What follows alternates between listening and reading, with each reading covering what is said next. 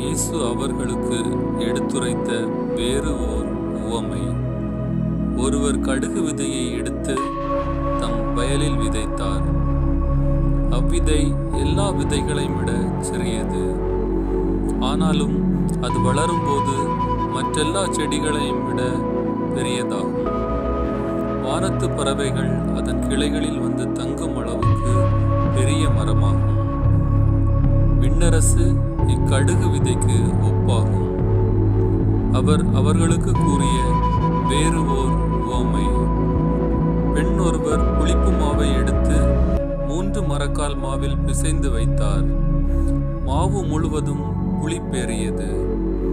விண்ணரசு இப்புளிப்பு மாவுக்கு ஒப்பாகும். இவற்றையெல்லாம் இயேசு மக்கள் கூட்டத்துக்கு உவமைகள் வாயிலாக உரைத்தார். உவமைகள் இன்றி அவர் அவர்களோடு எதையும் பேசவில்லை. நான் உவமைகள் வாயிலாக பேசுவேன், உலகத் தோற்றம் முதல் மறைந்திருப்பவற்றை விளக்குவேன் என்று இறைவாக்கினர் உரைத்தது இவ்வாறு நிறைவேறியது.